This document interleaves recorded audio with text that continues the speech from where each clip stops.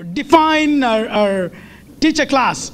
The purpose is to tell you the kind of philosophical approach to the caste system. Okay, my main emphasis is where did the Untouchables come from? That is my point. I'm trying to come. Okay, Untouchables obviously no place because they are further down in the hierarchy of the caste. Okay.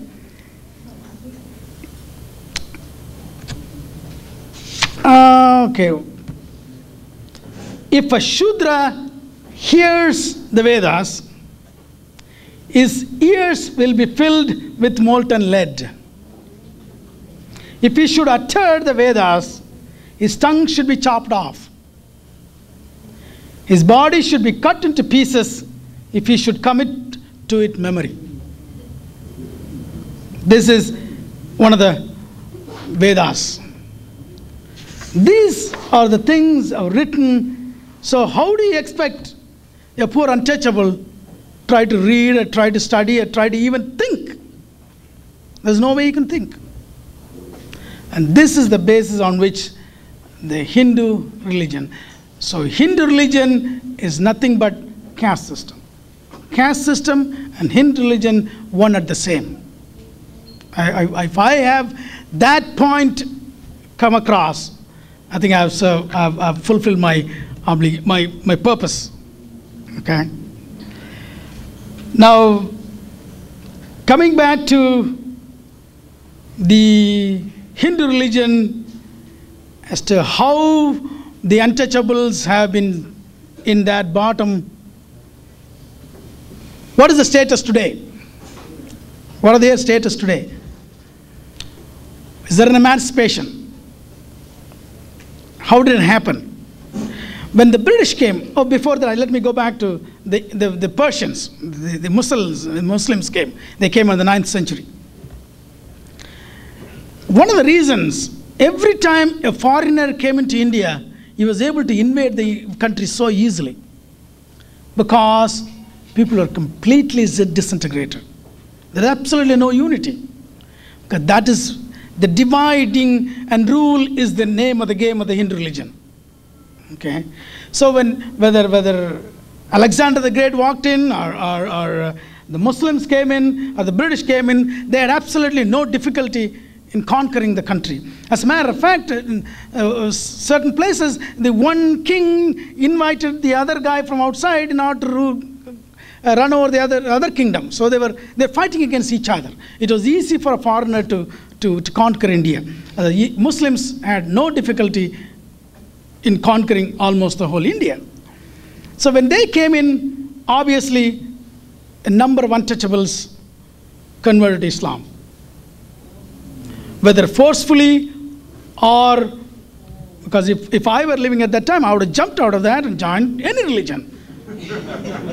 Better, I'm comparing one religion to other. I would have definitely gone any other religion other than Hindu religion.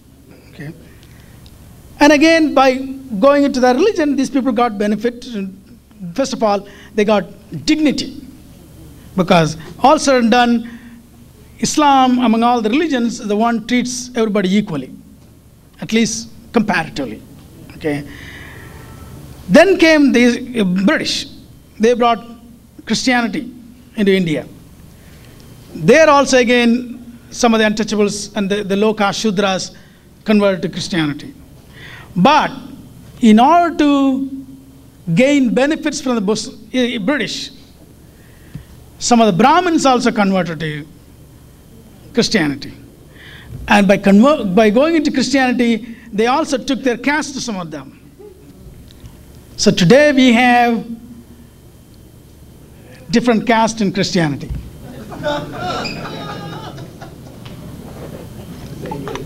As a matter of fact, we have different churches for different castes. There are some churches where different castes sit in different places. So I call Indian Christianity as a modified Hinduism. And it is true. That is true. And it can, even today, you can go to India and you can see different castes of different churches. Okay. But with all that, the British did help the untouchables. They were able to recruit these people into their military. So there is a gradual up-level movement, and education was given to these people, even though the Hindu religion prohibited these people from education. After British came, these people were able to get themselves educated. So the real breakthrough for these people came in 1891 when a soul was born in an untouchable community.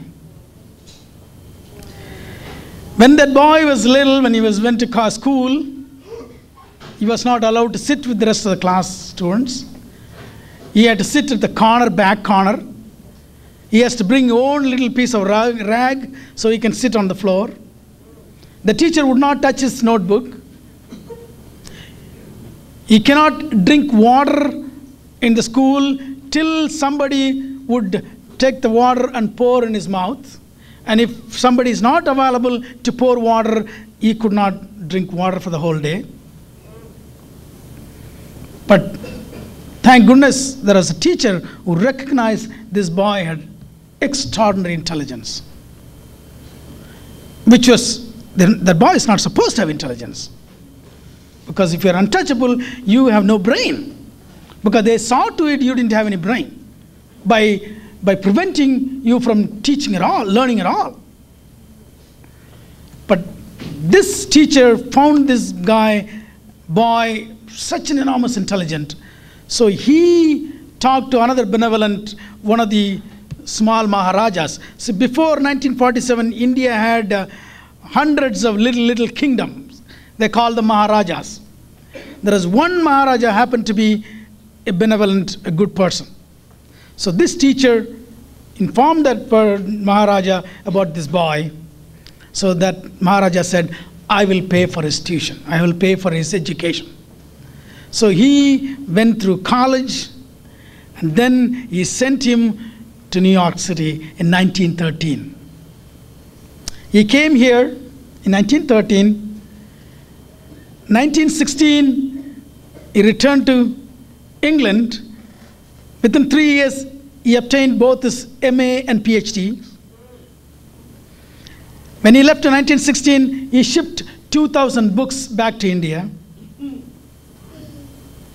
And I believe the only place he spent his time is in the libraries. And I believe the librarian has to kick him out at the end of the day because he would not go out. He went back to England, got his DSc and Bharat Law. Went back to India, and he was supposed to serve that Maharaja because he spent money on him to come to the country. He went back, he landed in Bombay. From there he had to go to this 100, 200 miles where this Maharaja kingdom was.